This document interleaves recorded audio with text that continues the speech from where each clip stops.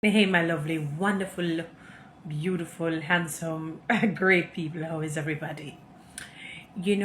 I just concluded a conference in Canada, somewhere, particular jurisdiction or province, and something fundamental came out, because I use every experience not just for professional growth but for personal growth.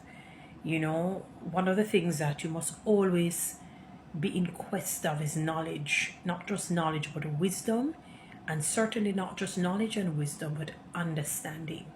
Once you begin to understand, that is when you're really living life, and living life to the full. And one of the things, the fundamental things that came out is this. And I remember one of the speakers was saying, people don't really care how educated you are. And she was speaking in general. Not each person, not every person, I should say, rather. People want to know that they have a voice and that there is justice and that there is fairness and that you're hearing them. So no matter how much people like when people are brilliant and knowledgeable and all of that, but if they realize after a while that they have no voice themselves, then you're like a shell. You're like nothing to them. You're like a bottle cap, like a piece of lint, because your knowledge is not effective. It is not creating change. It is not making waves. It is not making their lives. It's not better. It is not impactful to them. And additionally, just as how you may consider yourselves significant, so is the other person. Everyone. One of the things that Malcolm Gladwell's book, Goliath, David and Goliath, alluded to is about, do they have a voice? Will they be heard? Those are the fundamental truths about humanity, no matter who the individual is, whether their IQ is extremely low or nil, or their EQ is extremely low or nil. The reality is that everybody wants to be heard. Everyone wants to feel a sense of value and a sense of worth. So when you come and you talk with highfalutin words and you're eloquent, and I mean your level of brilliance it's above par, but you're unable to connect with people, or people are unable to connect with you, and more importantly, they feel as if they don't have a voice because you're probably condescending, or you think that you're more the cat's meow, or you think that you were made more especially important than they were made. Then you're really like a bottle cap and a piece of lint. You're really not important to them, and they don't want to hear from you because you're not significant to them. You are making them feel as though they're insignificant, as though they're unworthy. You're not going to make changes for them.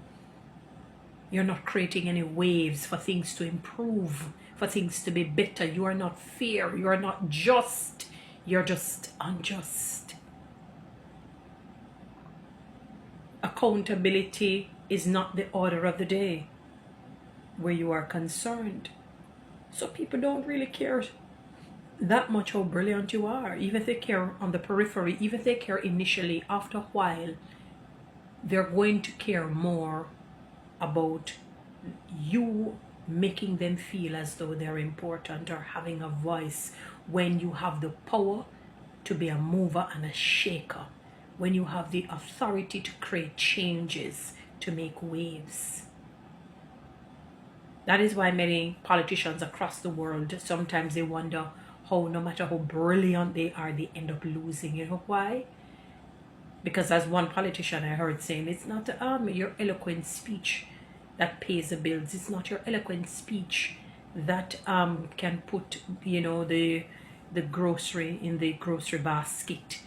It is not your eloquent speech that will put the light on if it is off.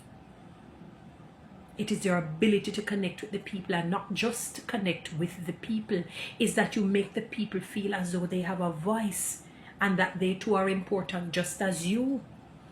Once people realize that, oh, she makes me feel as important because she has the power to create changes, or he has the power to create changes, then you would have not lived.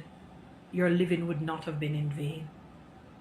And many people, their living is in vain because they feel like they've acquired, quite a number of PhDs and masters and bachelors and other, area of speciality and study, but they have not really impacted anybody but themselves and their pockets.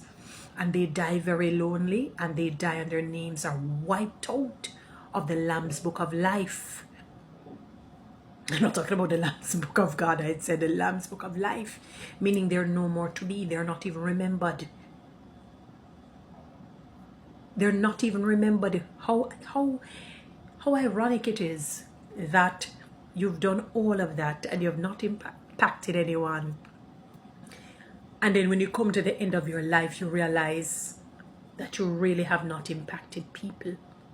You have just been like a menace, like a plague, like a disease in the lives of people. And the sad part is that most people tend to realize that when it is too late is their cry. Janet Jackson has a song that says, got it all till it's gone. You don't know what you got till it is gone. A lot of people, regret is their cries, their main state is their food that they have to be eating every day.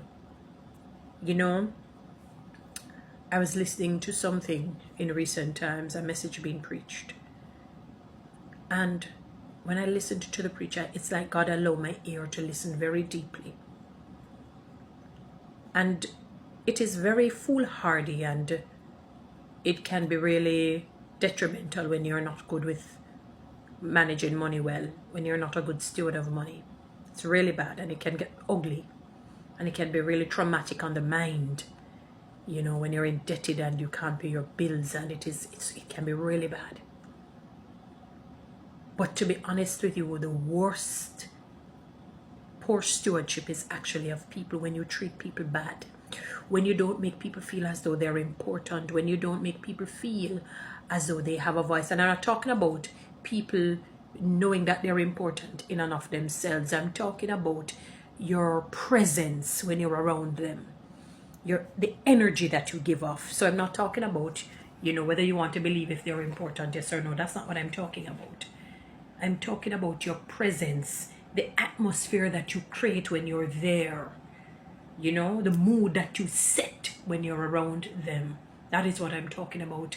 And one of the worst type of stewardship, the worst type of management is not managing your friendships, relationships, whether they're intimate or they're not sexually or romantically intimate, because you can have deep intimate relationships that are not romantic.